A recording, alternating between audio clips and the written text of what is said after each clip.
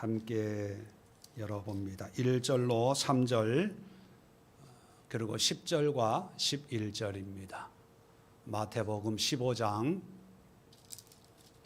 1절로 3절 그리고 10절과 11절 우리 두 군데 함께 찾아서 합독하도록 하겠습니다.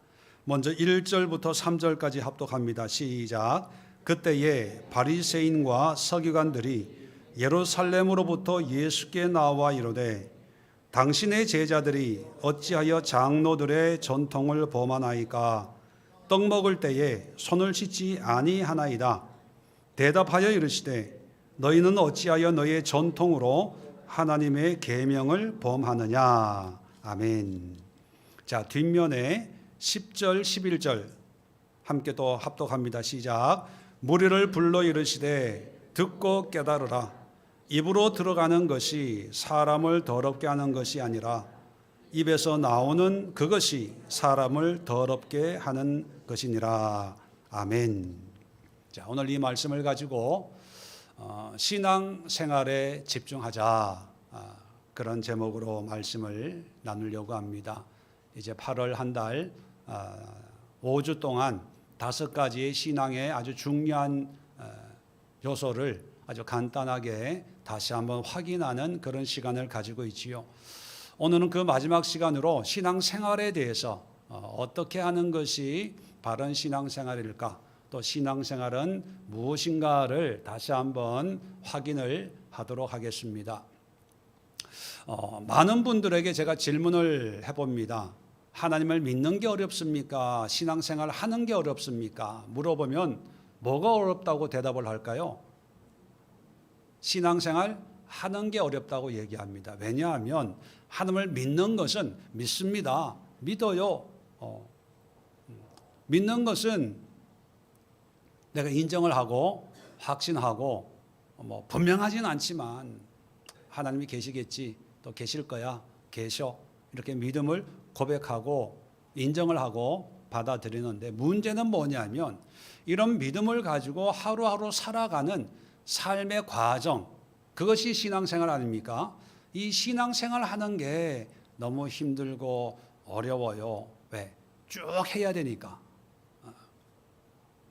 그래서 왜 사람들이 신앙생활을 어렵게 생각할까? 제가 고민을 해보면서 2가지 이유가 있는 것 같습니다.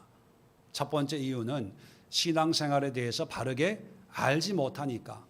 신앙생활을 막연하게 교회 열심히 다니고 기도하고 성경 읽어야 되고 봉사해야 되고 헌금해야 되고 전도해야 되고, 근데 나는 그렇게 못하니까, 해야 되는데 라고 하는 생각은 있는데 못하니까 힘들어, 어려워, 그렇게 생각하지 않을까, 그렇게 생각하고요. 두 번째는 뭐냐면 바른 신앙생활을 할 의욕이 없는 거예요. 힘이 없는 거예요. 마음이 없는 거예요. 왜 마음이 없을까? 물론 여러 가지 상황이 있겠지만 신앙생활이 어렵다고 생각하니까 나는 그렇게 못해, 그 정도 믿음은 아니야, 그렇게까지 나는 할 수 없어, 바빠서 이래서 저래서, 그러면서 이제 신앙생활을 열심히 못하고, 그러다 보니까 막연한 죄책감, 또 막연한 두려움, 늘 하나님 앞에 죄송합니다, 미안합니다 라고 하는 그런 마음을 가지고 신앙생활하고 믿음생활 하려고 하다 보니까 늘 자신감이 없는 거예요. 왜? 내가 제대로 못하고 있다고 생각하니까. 그래서 오늘 신앙생활이란 무엇인가에 대해서 아주 간단 명료하게 정리를 하도록 하겠습니다.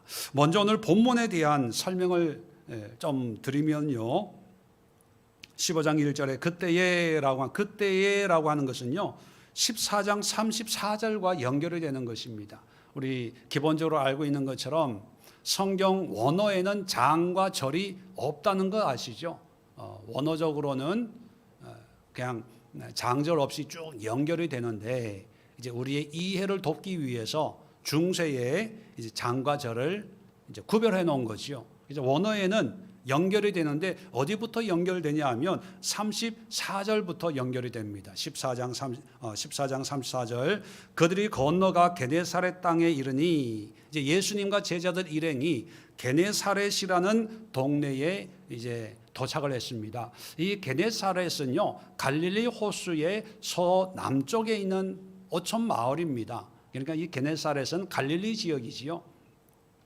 이 갈릴리 지역 게네사렛에 도착을 하니까 35절에 그곳 사람들이 예수이신 줄 알고 그 근방에 두루 통지하여 모든 병자를 예수께 데리고 옵니다. 예수님이 오셨다는 소문을 듣고 이제 예수가 누구인지 무슨 일을 하는지 이제 소문을 통해서 이제 들은 사람들이 있거든요. 그래서 모든 근방에 있는 환자들을 다 데리고 와서 36절에 다만 예수의 옷자락에라도 손을 대게 하시기를 간구하니 손을 대는 자는 다 나음을 얻으니라. 예수님을 만나보려고 인산인해를 이루고 있는데 이때에 15장 1절 그때에 그 무리 속에 또 어떤 사람이 있었냐 하면 바리새인과 서기관들이 예루살렘으로부터 예수께 나와 이르되 또 일부의 무리는 누구냐? 바리새인과 서기관들입니다.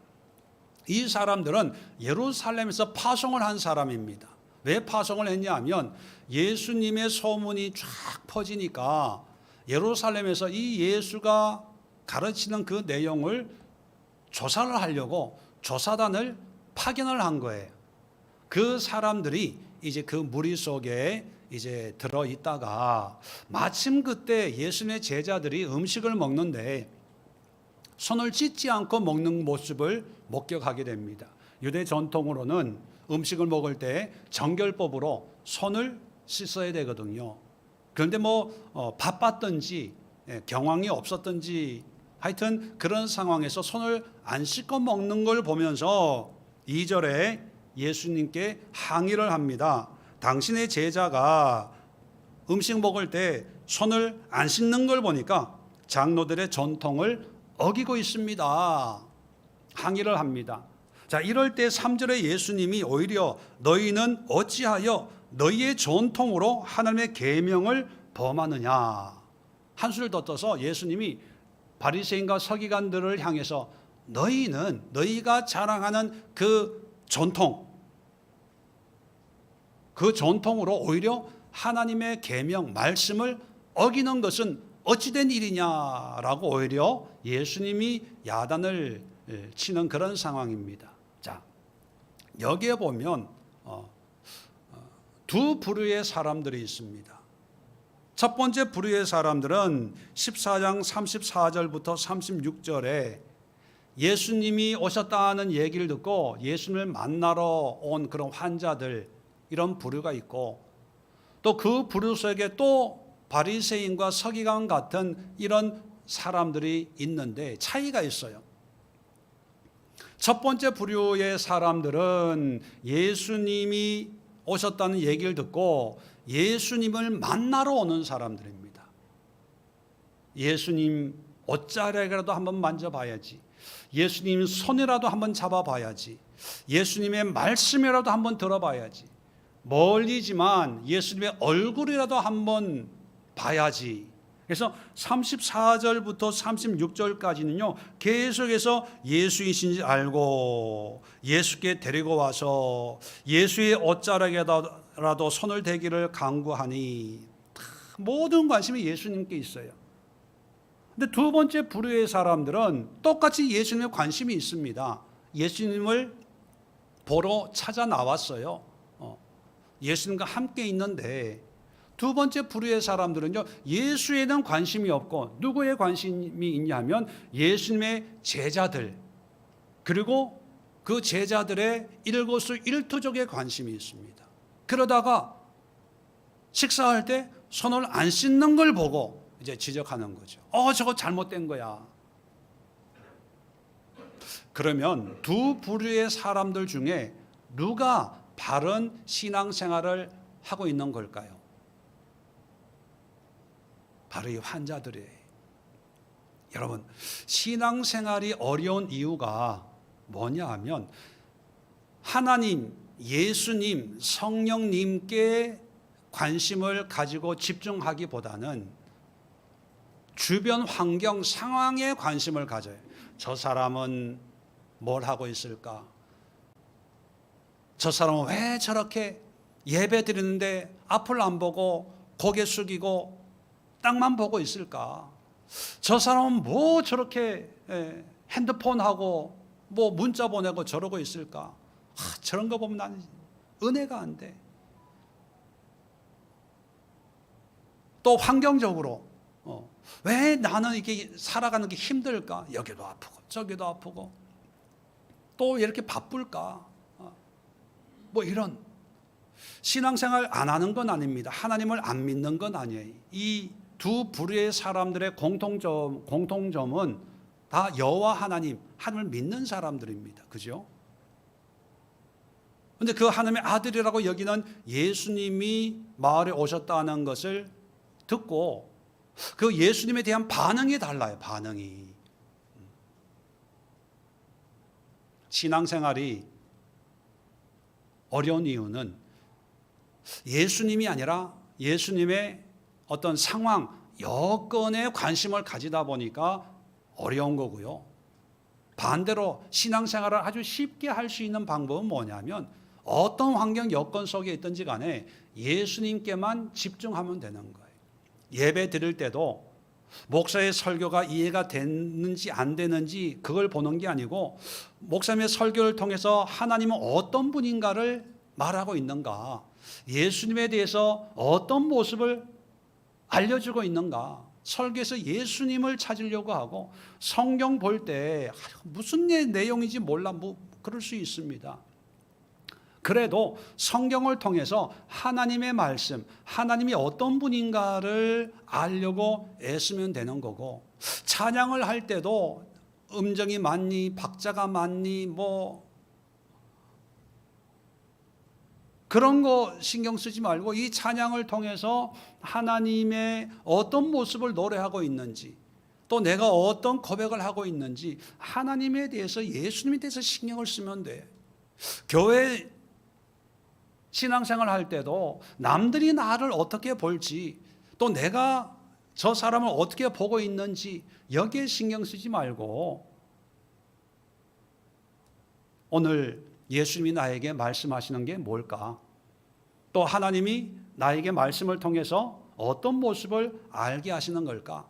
예수님께 관심을 가지고 예수님을 만지려고 하고 예수님을 보려고 하고 예수님과 관계를 맺으려고 하고 예수님 환자들처럼 옷자락이라도 한번 만지고 싶은, 멀리서라도 한번 보고 싶은 그런 마음으로 살아가는 거예요. 그게 신앙생활입니다.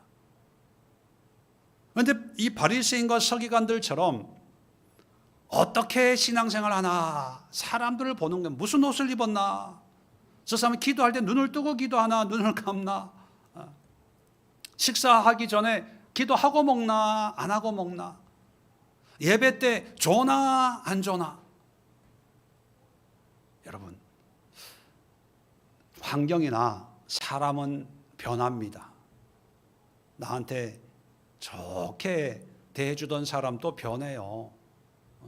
근데 그런 변하는 것을 의지하고 믿으면 나중에 상처받을 수가 있습니다. 그런데 예수님은, 하나님은 변하지 않거든요. 변하지 않는 것을 바라보고 의지해야지, 변하는 환경이나 사람이나 어떤 상황, 조건 이런 걸 의지하고 거기에 관심이 있으면, 처음 교회 나왔을 때는 목사님, 사모님이 정말 다정하게 따뜻하게 대해줬는데 요즘에는 별로 관심이 없는 것 같아. 시험 받는 거예요. 그러니까 신앙생활이 힘든 겁니다. 여러분, 신앙생활 하다가 시험 받는 것이 예수님 때문에 시험 받아요, 사람 때문에 시험 받아요? 다 사람 때문에 시험 받아요. 그 사람 때문에 시험 받는 것을 이제 표현을 이렇게 하죠. 신앙생활 하기 힘들어, 교회 생활 너무너무 힘들어, 나 안 할래. 왜? 사람한테 또 상처받을까 봐. 그런 분들이 너무 많아요. 왜냐하면 신앙생활의 의미를 잘못 이해하고 잘못 신앙생활하기 때문입니다. 첫 번째, 신앙생활 잘 하기 위해서는 주변 환경이 아니라, 여건이 아니라 예수님께 집중하는 것. 자, 두 번째는 뭐냐면 본질에 집중하는 겁니다. 본질에 집중하는 것. 자, 15장에 들어오면 바리새인들과 서기관들이 예수님을 바라보고 있지만 말씀드린 것처럼 예수님에게 관심이 없고 제자들에게 관심이 있는데, 자, 그 제자들의 행위 중에 자기들이 정한 전통과 어긋나는 그런 행동을 한 것을 목격을 하는 거예요. 그래서 이제 항의를 합니다. 제자들이 손을 씻지 않고 먹습니다. 그렇게 이제 항의를 하게 되는데, 자, 여기서 우리가 전통과 하나님의 계명, 하나님의 말씀, 이걸 놓고 보면 우리는 전통이 곧 신앙생활의 연속이고, 신앙생활 잘한 우리 믿음의 선배들이 우리에게 물려준 좋은 유산이 전통 아니냐. 그래서 전통을 지키는 게 하나님의 말씀을 또 신앙생활 하는 게 아니냐, 이런 생각을 가지고 있습니다. 예, 맞아요. 전통이라고 하는 것은 좋은 겁니다. 유익한 거예요. 그 전통을 통해서 우리는 하나님과의 어떤 더 친밀한 어떤 신앙생활을 할 수가 있습니다. 그런데 그럼에도 불구하고 이 전통이 위험하고, 예수님은 바리새인들의 전통이 하나님의 말씀을 범하고 있다, 어기고 있다, 이렇게 판단할 정도로 결국은 전통과 말씀이 상관이 없는 그런 상황에 이를 수도 있다는 겁니다. 왜 그러냐 하면, 자, 전통은요, 하나님의 말씀이 아니라 그 하나님의 말씀을 잘 준행할 수 있는 사람들의 경험을 담고 있는 거예요. 그 경험이 이제 이어져서 시간을 흐르면서 전통으로 우리에게 다가온 거지요. 그런데 이 전통은요, 사람이 만든 거기 때문에 시대마다 변합니다. 달라져요. 이 달라질 때 이 전통이 달라지는 걸 보면 어떤 요인에 의해서 달라지냐 보면 하나님을 위해서 바뀌는 게 아니라 사람을 위해서 바뀌어요. 시대가 달라지니까 달라진 시대에 사는 사람들이 신앙생활하기 유익하게 하기 위해서, 편리하게 하기 위해서 그때 달라지는데, 그래서 전통이 시간 속에서 변화되는데 변화의 요소가 뭐냐? 사람입니다. 근데 이 사람의 요구에 따라 변화되는데, 사람들의 어떤 편리를 위한 변화가 일어날까요? 아니면 사람들에게 더 불편하게, 더 어렵게 변화가 일어날까요?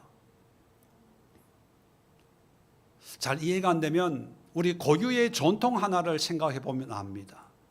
옛날에 조선시대에 장래가, 부모님이 죽으면 자식들이 몇 년 상을 치러요? 3년을 상을 치릅니다. 3년을. 그래서 옛날에는 묘지기처럼 산 그 묘 앞에 움막을 짓고 그렇게 해야 효자다 얘기를 들었어요. 자, 그런 전통이 있다가 요즘에는 부모님이 돌아가시면 몇 년 상을 치릅니까? 몇 년이 아니라 3일장을 치러요. 3일. 3년에서 3일로 확 줄어들었습니다. 왜 줄어들었을까요? 돌아간 부모님을 더 공경하기 위해서 바뀌어졌나요? 아니면 후손들의 어떤 그런 편리를 위해서 바뀌어졌나요? 뭐 말할 것도 없이 후손들의 편리, 요즘 누가 3년을 해? 3일도 길어. 앞으로는 당일 할지도 모릅니다. 그리고 옛날에는요, 뭐 3년상이 아니라 장례가 나면, 제가 어렸을 때 할아버지 돌아갔을 때를 기억해 보면 저희 아버님이 외동이셨는데 이 상복을 입고, 그것도 무서운 모습이었어요. 어린 아이 모습에 보면 뭐 상으로 뭐 갓 같은 걸 쓰고, 그리고 또 지프로 새끼줄처럼 뭐 이렇게 해가지고 막 이게 하고 지팡이 하나 짚고 앞에서 아이고 아이고 눈물도 안 나오는데 아이고 아이고 했어요. 그게 그렇게 하는 거였었어요 그때는. 근데 요즘에 상가집 가보면요, 물론 상주들이 있는데 무서운 모습이 아니라 요즘 양복 입어요. 그리고 완장을 차요. 그리고 곡도 안 해요. 영정 앞에 있지도 않아요. 다른 거 하다가 조문객이 오면 같이 가가지고 조금 조문을 하고 악수하고, 끝나면 같이 커피 마시고 있어요. 밥 먹고 있고 얘기하고 있고. 여러분, 전통이라고 하는 것은 사람의 유익, 그 시대 그 상황에서 우리의 필요를 따라서 바뀌어지다 보니까 전통은요, 그 속에는 항상 우리 인간의 상황, 인간의 필요, 인간의 욕심, 인간의 탐욕이 묻어 있는 거예요. 그래서 점점 처음에는 참 좋았던 것이 시간이 지나면서 원래의 의도와는 달라지게 되는 것이 이게 전통이에요. 그래서 이 전통이 다 나쁜 건 아니지만 전통을 지키면서 그 전통의 의미를 늘 추억해야 되고 기억해야 되고 확인을 해야 되는 겁니다.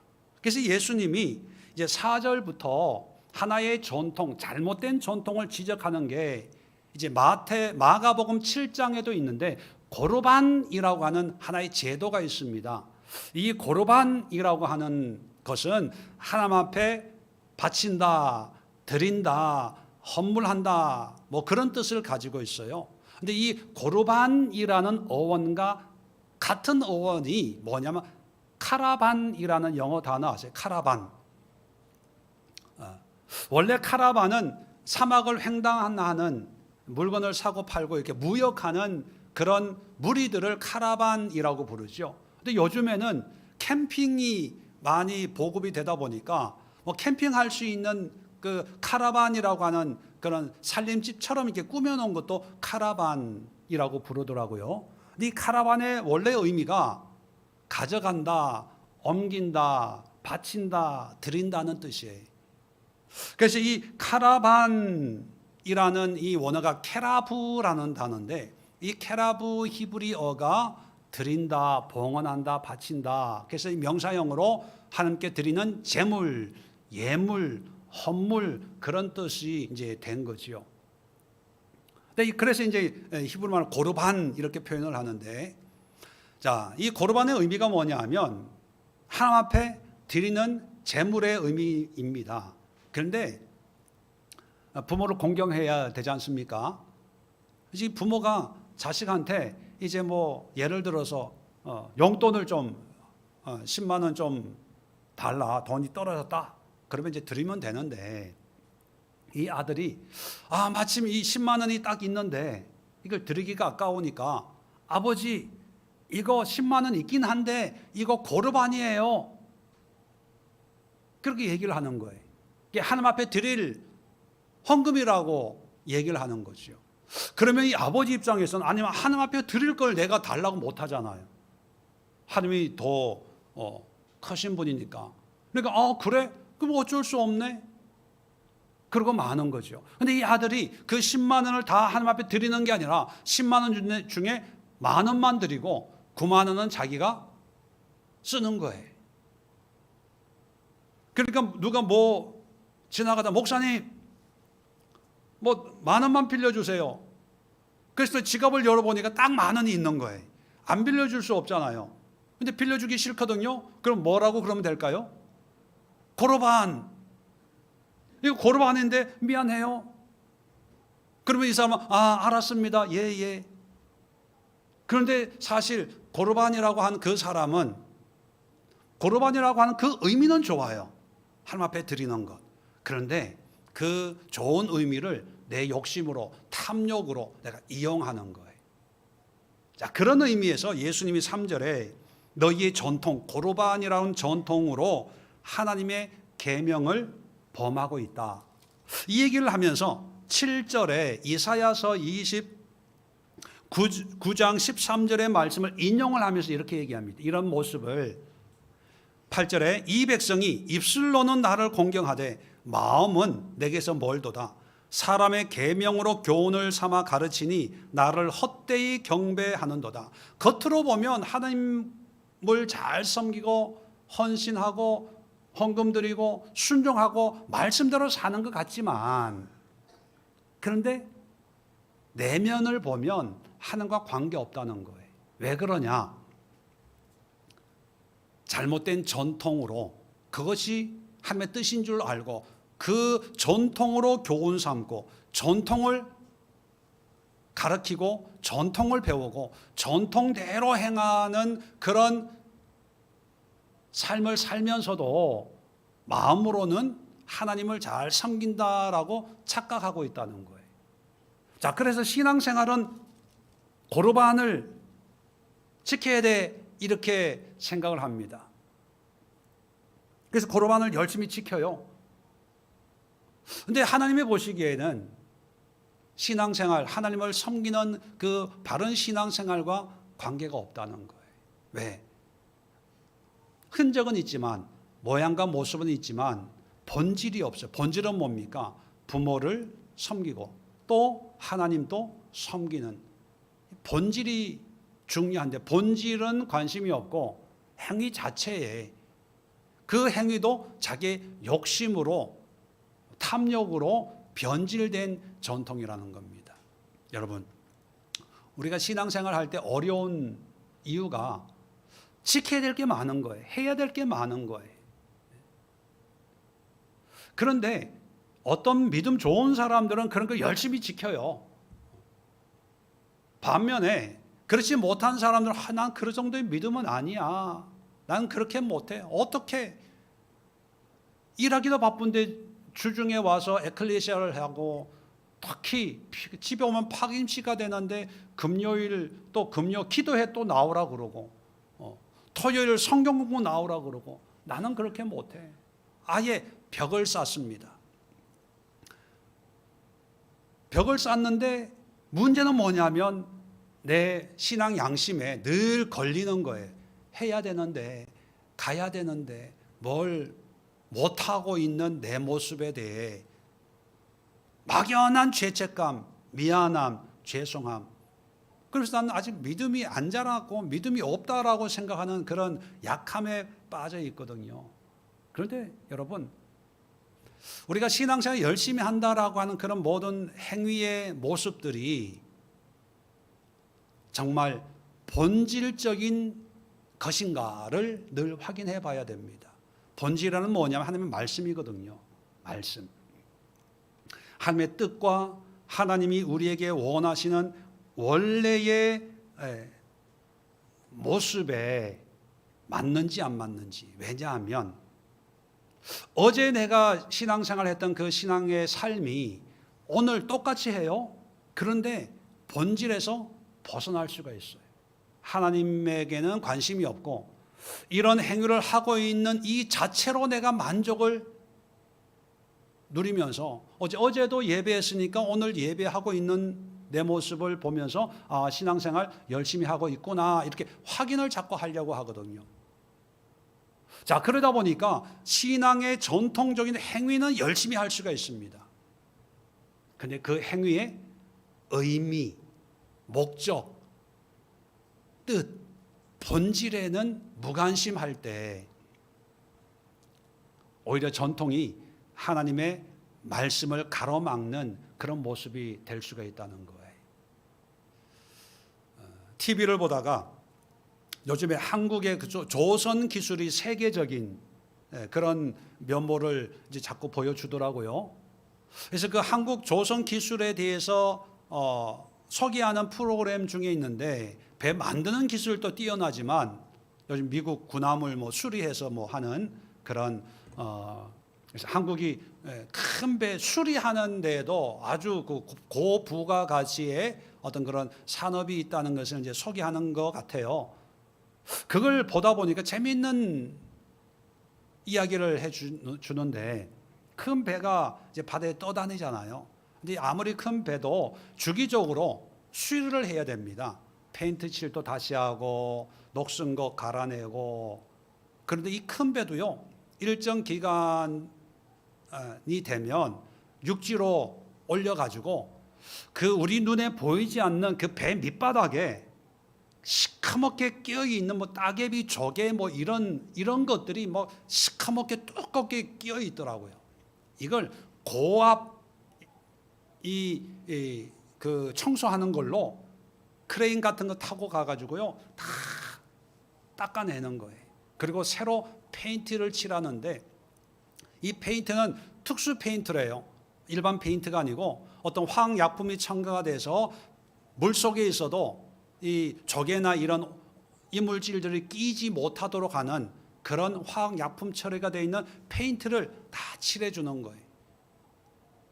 왜 그러냐 하면 이게 이제 배가 바다를 이제 항해할 때 이게 많이 있으면 저항이 생겨가지고 속도도 많이 안 나오고 기름도 많이 먹고, 그래서 주기적으로 이걸 씻어줘야 되는 거예요. 그걸 보면서 제가 느낀 게, 우리의 신앙도 처음에 은혜로 시작합니다. 은혜로 시작하다가 그 다음에 시간이 되면 자꾸 요령이 생겨요. 방법이 이제 만들어지게 되는 거예요. 내 방식에 이럴 때는 이러고 저럴 때는 저러고, 그래서 아주 지혜롭게 그 테크닉이 생기면서 요령껏 신앙생활은 열심히 하는데, 그러다 보면 행위는 있는데 정작 그 행위의 의미가 되는 본질에 대해서는 무신경하게 될 위험성이 있어요. 그래서 주기적으로 우리가 가지고 있는 어떤 전통, 관습, 우리 교회는 뭐 이렇습니다, 우리 교단은 이렇습니다, 장로교, 감리교, 순복음, 이 교단의 뭐 가치, 특징, 우리가 주장하는 것 뭐 이런 것들 있잖아요. 또 개인적으로 받은 은혜를 통해서 기도는 이렇게 하고 하나님이 이런 분이고 뭐 이럴 땐 이렇게 신앙생활을 하고 뭐 이런 그런 방법들이 있잖아요. 그런 방법들이 유익할 때가 있지만 시간이 지나오면 그런 방법에만 열심을 내고 정작 원래의 목적, 원래의 의도인 하나님의 뜻에 관해서는 이제 무관심해지는 거죠. 그럴 때 예수님이 보시면 입으로는, 행위로는 나를 섬기는 것 같지만 마음에서는 내가 없구나, 이런 판단을 받게 될 위험이 있다는 것입니다. 그래서 여러분, 신앙생활이 힘들어지는 이유가 뭐냐 하면 자꾸 내 욕심이 개입이 되려고 하니까 선택의 폭이 많아지는 거예요. 본질은 간단합니다. 해라 말아예요. 근데 하긴 하는데 내 욕심이 개입이 되니까 이럴 때 할까 저럴 때 할까, 요거 일 끝나고 나서 시간 있을 때 할까, 자꾸 선택의 폭이 넓어지다 보니까 결정이 어려워지니까 표현으로는 어떻게 표현하냐 하면 신앙생활 하기가 어렵습니다, 쉽지가 않아요, 힘들어요, 목사님 설교처럼 그렇게 쉽지가 않아요. 왜 쉽지가 않냐? 복잡하거든요. 왜 복잡하냐? 내 생각이 복잡해진 거예요. 그런데 그 복잡한 생각을 따개비를 걷어내듯이 깨끗하게 쑥 걷어내면 간단해요. 할 때는 하면 되는 거고 안 할 때 안 하면 되는 건데, 내가 손해보지 않으려고, 내가 피해보지 않으려고 나도 좀 쉬고 나도 좀 누리고 내가 원하는 것도 좀 하고 취미생활도 좀 하고 오락생활도 좀 하고 뭐 즐길 때 좀 즐기고 먹고 싶을 때 먹고 뭐 하다 다 할 걸 생각하다 보니까 결정 내기가 쉽지 않은 거예요. 갈까 말까 모든 상황이 결정을 해야 되는 거예요. 먹을까 말까, 교회 갈까 말까, 할까 말까, 너무 복잡한 거예요. 그래서 신앙생활이 어렵다, 그렇게 표현하는 거예요. 여러분, 신앙생활은 어려운 게 아니라 내가 어렵게 만든 거예요. 왜 어렵게 만들었냐? 내 욕심 챙기려고, 내 손해 안 보려고. 자, 세 번째, 오늘 10절 11절을 보면 예수님이 듣고 깨달으라 그렇게 얘기합니다. 자, 뭘 깨달으냐라고 하냐 하면 11절에 입으로 들어가는 것이 사람을 더럽게 하는 것이 아니라 입에서 나오는 그것이 사람을 더럽게 하는 것이니라. 자, 유대인들의 정결법, 바리새인들이 이제 항의하는 내용은 뭐냐면 우리가 하나님 앞에 거룩하고 깨끗하게 이제 하나님의 백성으로서 살아야 되기 때문에 먹는 것도 깨끗해야 되는데 사실 먹는 거를 뭐 씻기는 하겠지만 조리는 하겠지만 이게 깨끗한지 아닌지 확인이 안 되잖아요. 자, 그래서 깨끗한 음식으로 먹겠습니다라고 하는 그런 의미로 어떤 음식을 먹을 때든지 손을 씻고 먹는 그런 정결법이 이제 전통으로 내려오는 거예요. 그래서 음식은 내가 손을 씻고 먹었으니까 먹는 거니까 깨끗한 음식이다 이런 의식을 가지고 편안하게 이제 먹기 위함이지요. 그런데 예수님은 깨끗한 음식을 먹음으로써 하나님 앞에 깨끗해지는 게 아니라 입에서 나오는 것이 우리를 더럽힌다. 그러니까 입에서 나오는 것이 깨끗해야 된다 이런 얘기를 하는 거예요. 그러니까 관점이 다른 거예요. 유대인의 전통은 깨끗한 걸 먹어야 된다. 그래 깨끗해진다 라고 생각을 한다면 예수님은 그게 아니야. 너 입에서 나오는 게 깨끗해야 네가 깨끗한 거야. 이렇게 해석을 하는 거예요. 그러니까 우리는 뭐 이해가 되는 부분이 있지만 이 당시 사람들은 전통적으로 이 율법에 따라서 정결법으로 살았던 사람들은 이해가 안 되는 거예요. 자, 그래서 15절에 베드로가 다시 한번 묻습니다. 베드로가 대답하여 이르되 이 비유를 우리에게 설명하여 주옵소서. 입으로 나오는 게 우리를 더럽힌다는 이 의미가 뭔지 설명 좀 해주세요. 그렇게 부탁을 하는 겁니다. 16절에 예수께서 이르시되 너희도 아직까지 깨달음이 없느냐. 내가 이렇게 설명을 했는데 아직도 이것도 몰라. 좀 답답한 듯이 이제 대답을 하시는데 자, 설명을 해줍니다. 17절입니다. 입으로 들어가는 모든 것은 배로 들어가서 뒤로 내버려지는 줄 알지 못하느냐. 먹으면 이제 배설이 된다는 거예요. 배설이 되는데 18절에 입에서 나오는 것은 마음에서 나오는 것이니 이것이야말로 사람을 더럽게 하느니라. 자, 우리가 음식물처럼 배설물이 우리를 더럽히잖아요. 냄새나고 그것처럼 사람의 입에서 나오는 것은 바로 마음에서 나오는 건데 마음에서 나오는 것이 사람을 더럽힌다는 거죠. 자, 그러면 이 마음이 뭐냐? 19절에 마음에서 나오는 것은 악한 생각과 살인과 간음과 음란과 도둑질과 거짓 증언과 비방이니 20절 이런 것이 사람을 더럽게 하는 것이요 씻지 않는 손으로 먹는 것은 사람을 더럽게 하지 못하느니라. 여러분, 전통은 깨끗한 걸 먹기 위해서 손을 씻어야 돼. 그래야 깨끗한 사람이야. 그래서 하나님 앞에 설 수 있어. 이거였지만 예수님은 아니야. 먹는 것이 더럽히는 게 아니라 그 음식을 먹고 무슨 일을, 무슨 행위를 하는 거야에 따라서 더러운 거야. 아무리 깨끗한 음식을 먹고 살인하고 간음하고 음란하고 도둑질하면 그게 어떻게 깨끗한 사람이 되겠냐. 나오는 행위가 깨끗해야 된다 이런 말씀을 하거든요. 근데 이 행위가 깨끗하려면 뭐가 깨끗해야 된다고요? 18절에 마음에서 나오는 거예요. 입에서 나오는 것은 마음에서 나오는 거예요. 마음이 깨끗해야 됩니다. 자, 그래서 신앙생활이 어려운 이유가 행위에 집중하기 때문입니다. 이거 해야 되고 저거 해야 되고 밥 먹기 전에 기도해야 되고 자기 전에 성경 봐야 되고 봉사해야 되고 전도해야 되고 순종해야 되고 교회 청소해야 되고 뭐 해야 되고 뭐 해야 되고, 술 먹으면 안 되고 담배 피우면 안 되고 거짓말하면 안 되고.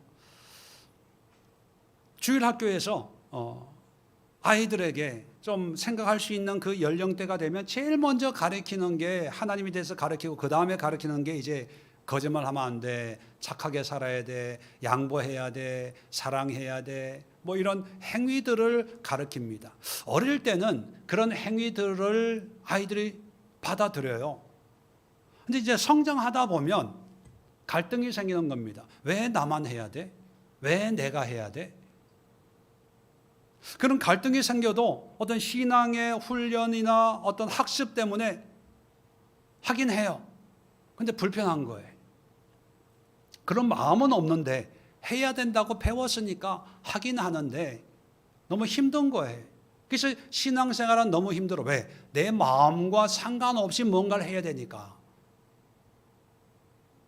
그러다가 용기 있는 사람들은 마음과 상관없이 내가 하고 싶은 대로 다 하다가 이제 교회를 떠나고 신앙을 떠나는 사람들이 있고, 그렇지 못한 사람들은요, 내 마음의 감정을 누르면서 그냥 밝게 예, 집사님, 권사님 하면서 교회 생활에 이제 적응하면서 사는 거예요. 그러면서 늘 답답한 거죠. 왜? 내 마음과 상관없이 이렇게 행동하는 내가 하나님 보시기에 너무 가식이다, 위선이다, 책망하지 않을까. 그래서 막연한 두려움으로 사는 거예요. 그러면서 신앙생활하면서 늘 두근두근 거리는 거죠. 왜 그러냐 하면 말씀드린 것처럼 우리가 신앙생활을 잘못 배워서 그런 거예요. 우리가 인간이 타락을 했습니다. 죄인이 됐죠. 근데 이 죄인이 됐다는 것은요, 우리가 하는 모든 행위가 하나님 보시기에 다 악하다 이런 의미가 아니고, 타락하면서 뭐가 죄의 오염이 됐냐면 우리의 영이, 우리의 마음이 오염이 된 거예요. 더러워진 거예요. 그러면 예수님을 믿고 거듭나고 새 사람이 됐다 라고 했을 때, 거듭났다, 새로운 피조물이 됐다라고 했을 때 이제 회복이 일어나는 거잖아요. 그러면 어디에 회복이 일어나는 걸까요? 행동의 회복이 일어나는 걸까요? 마음에서 회복이 일어나는 걸까요? 마음이에요. 그 얘기는 뭐냐면 마음이 달라져야 되는 거예요. 마음이 중요한 거예요. 신앙생활은요, 내 마음에 집중하는 거예요. 마음에. 왜냐하면 마음에서 행위가 나오는 거거든요. 근데 우리는 행위를 신앙의 가면처럼 써요. 그게 대표적인 게 유대인들이거든요. 마음을 숨기기 위해서 선한 행위를 할 때 사람들은 내 마음을 모르지만 행위는 알잖아요. 그러니까 행위를 보고 칭찬해 주는 거예요. 믿음 좋네. 신앙생활 열심히 하시네. 역시 뭐 믿음의 사람은 달라.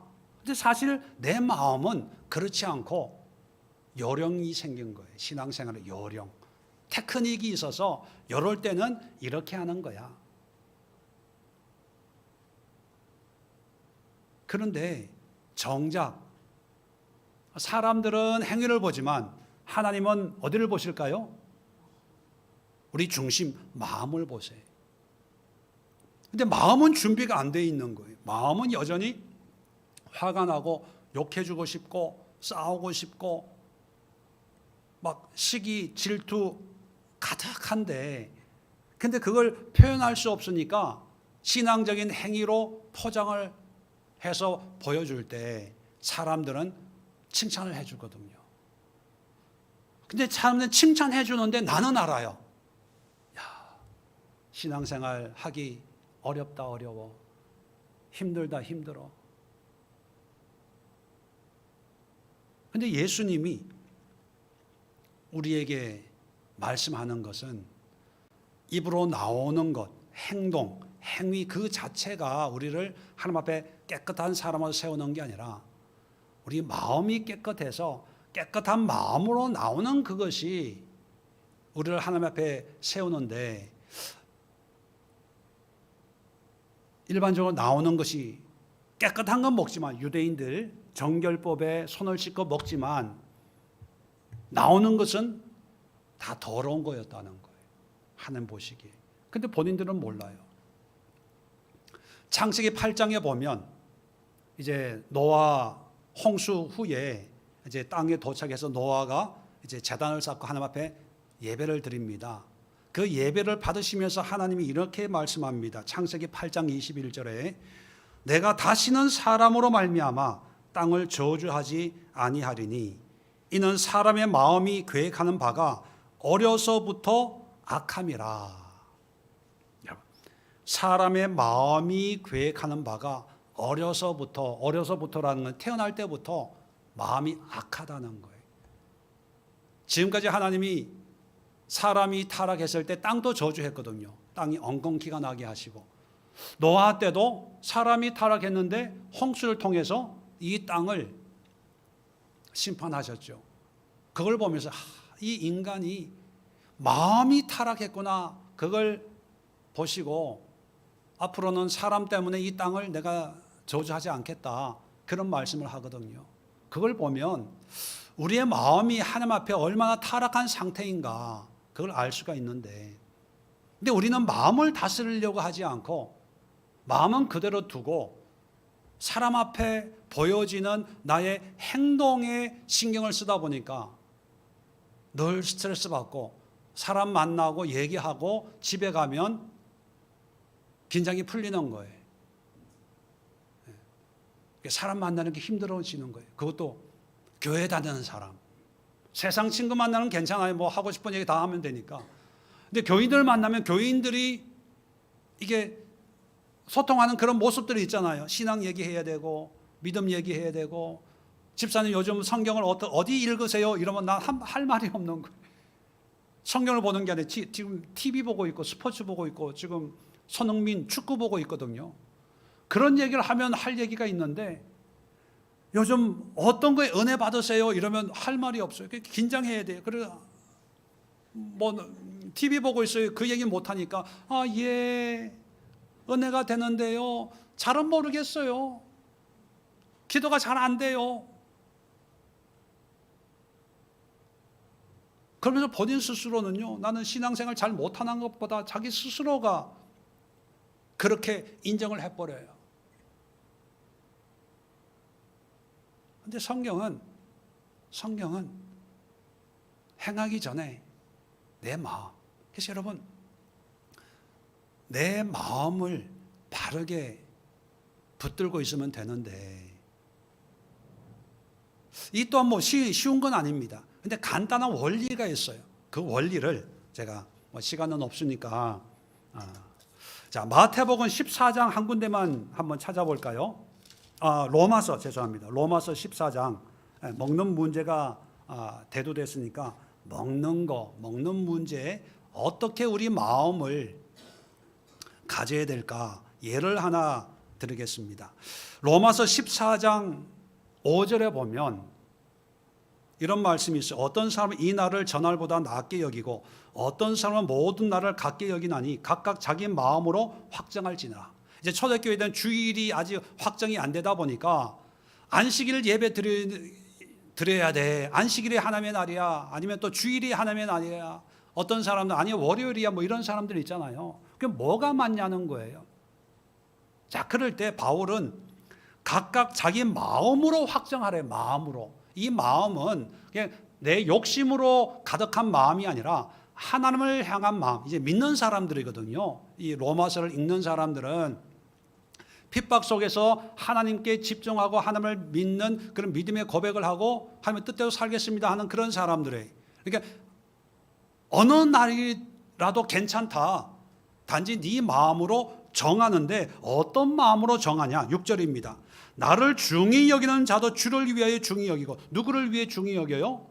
주를 위해, 하나님을 위해서 중히 여기고. 먹는 자도 주를 위하여 먹으니. 누구를 위해 먹어요? 주를 위해 먹으니 이는 하나님께 감사함이요. 자, 먹지 않는 자도 먹지 않는데 누구를 위해 안 먹어요? 주를 위하여 하며 하나님께 감사하느니라. 뭐냐 하면 먹고 안 먹고 지키고 안 지키고 이게 중요한 게 아니라는 거예요. 마음이 중요하다는 거예요. 마음이. 이 마음에 누구를 위한 날이냐, 누구를 위한 음식이냐, 이게 중요하다는 거예요. 마음으로 확정하면 되는 거예요. 자, 계속해서 읽어드리겠습니다. 7절, 우리 중에 누구든지 자기를 위하여 사는 자가 없고 자기를 위해 죽는 자도 없다. 우리는 다 믿는 자 아니냐, 그런 얘기입니다. 8절, 우리가 살아도 주를 위하여 살고 죽어도 주를 위하여 죽으나 그러므로 사나 죽으나 우리가 주의 것이로다. 이게 하나님의 모든 것이 하나님의 영광을 위한 거니까 그런 마음으로 사니까 마음에 걸림이 없으면 그냥 하면 된다는 거예요. 술 먹어도 돼요, 여러분. 술 먹는다 지옥 간다고 저는 생각하지 않습니다. 담배 피워도 지옥 간다고 난 생각 안 해요. 마음으로 확정하세요. 근데 확정할 때 나의 유의, 나의 필요, 술 한 잔 먹으니 기분이 너무 좋아서 한 잔 해요. 담배 피우면 긴장이 풀려서, 담배 피우면 생각이 없어져서, 이게 아니라 주를 위하여 마시세요. 어떤 모습인지 모르겠지만 주를 위하여 피우세요. 사나 죽으나 우리는 주를 위한 거기 때문에 이것이 주를 위한 거다라고 하면 피우세요. 여러분, 우리는 막연하게 안 돼, 하면 안 돼, 안 하려니 하는 사람이 안 하려고 하니까 힘든 거예요. 근데 하세요. 뭐를 위해서? 주를 위해서. 내 마음이 그렇게 확정되면 하는 거예요. 여기서 중요한 거. 그럼 내 마음대로 다 하면 되냐? 그게 아니라는 거예요. 자, 13절 볼까요? 그런즉 우리가 다시는 서로 비판하지 말고 도리어 부딪힐 것이나 거칠 것을 형제 앞에 두지 아니하도록 주의해라. 왜 주의해야 되냐면 우리의 이 마음의 모든 것을요, 하나님이 다 나중에 판단한다는 거예요. 12절, 우리 각 사람이 자기 일을 하나님께 직고하리라. 하나님이 다 나중에 판단하니까 내 마음이 이래서 그렇게 함부로 얘기하지 말고 정말 성령 안에서 마음이 하나님을 위하는 그런 마음으로 정한 대로 하는데, 그런데 부딪힐 것이나 거칠 것을 형제 앞에, 내 마음도 중요하면 형제의 마음도 중요해. 내 옆에 있는 사람의 마음도, 그 옆에 있는 사람의 마음을 다치지 않도록 해야 된다는 거예요. 자, 이에 대한 예가 또 하나 있어요. 고린도전서 8장을 한번 열어보세요.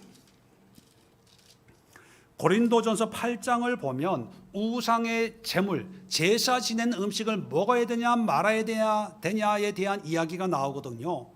여기에서 8장 8절에 이렇게 얘기합니다. 음식은 우리를 하나님 앞에 세우지 못하나니 우리가 먹지 않는다고 해서 더 못 사는 것도 아니고 먹는다고 해서 더 잘 사는 것도 아니니라. 이게 먹고 안 먹고 그 자체가 문제가 아니라는 거. 오늘 본문이 씻고 먹냐 안 씻고 먹냐 이게 중요한 게 아니라는 말과 같이 먹냐 안 먹냐, 제사 음식은 아무것도 아니라는 거예요.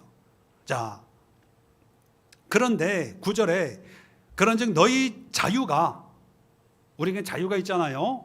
마음의 확정을 하다 보니까 자유가 있는데 이런 자유가 믿음이 약한 자들에게 걸려 넘어지게 하는 것이 되지 않도록 조심하라. 지식이 있는 내가 우상의 집에 앉아 먹는 것을 누가 보든지 보면 그 믿음이 약한 자들의 양심이 뭡니까? 마음이죠. 마음이 담력을 얻어 우상의 제물을 먹게 되지 않겠느냐. 그러면 내 지식으로 그 믿음이 약한 자가 멸망하나니 그는 그리스도께서 위하여 죽으신 형제라. 이같이 너희가 형제에게 죄를 지어 그 약한 양심을 상하게 하는 것이 곧 그리스도에게 죄 짓는 것이니라. 그 약한 양심 뭐예요? 다른 말로 하면 마음이에요. 그럼요, 여러분, 신앙생활은요, 마음에 집중하는 거예요. 내 마음에 집중하고 옆에 있는 사람 마음을 다스리고 마음에 집중하는 거예요. 그러다 보면 그 마음이 깨끗해지고 하나님 앞에 온전해지면 그 마음에서 나오는 말이 나오고 그 마음에서 나오는 행동이 나와요. 그리고 그 온전한 마음에서 나오는 행동이 전통과는 관계없다 하더라도요, 하나님 앞에 합당한 거예요. 누구 신경 쓸 필요가 없어요. 그런데 우리는 마음에 집중하지 않고 행동에 집중하다 보니까 남들 자꾸 의식하게 됩니다. 신앙생활 어려서 볼 때 모태신앙 또 몇 대의 가정 이런 분들 보면 공통점이 있어요. 사람들을 의식해요. 남들 보기에. 저희 처갓집도 몇 대째 집안, 신앙 집안, 4대째 집안이거든요. 다 의식하는 신앙. 네. 마음은 그렇지 않는데 이게 바뀌어져야 되는 거예요. 바뀌어져야 되는 거예요. 마음이 그러해야 돼요. 그러하도록 애써야 돼요. 행동에 실수가 있어도 괜찮아요. 기도 못해도 괜찮아요. 말씀 살지 못해도 괜찮아요. 그게 중요한 게 아니에요. 내 마음이 하나님의 은혜를 사모하고 내 마음이 하나님께 집중하고 내 마음의 본질을 추구하고 처음에는 엎어지고 넘어지고 하지만 내 마음을 새롭게 하려고 하다 보면 조금씩 행동이 바뀌는데 그것으로 인해서 내가 깨끗한 자로서 거룩한 자로 하나님 앞에 서게 되는데 마음은 엉망진창이에요. 욕심과 탐욕과 시기와 질투 가득한데 행동으로는 천사예요. 날개만 있으면 지금 당장 날아다닐 것 같은 그런 모습이에요. 그런데 정작 하나님 보시기에는 신앙과 상관이 없다라고 판단하고 나중에 보면 하나님이 이 유대인들, 서기관들 뽑아내실 거다. 뽑아낸다는 얘기가 뭡니까? 지옥에 보낼 거다. 아주 저주를 하고 계시거든요. 여러분, 신앙생활은 어려운 게 아닌데 복잡한 게 아닌데 내가 신앙생활에 대한 이해가 잘못되어서 내가 복잡하게 만든 거예요. 내가 힘들게 만들어버린 거예요. 여러분 기억하십시오. 신앙생활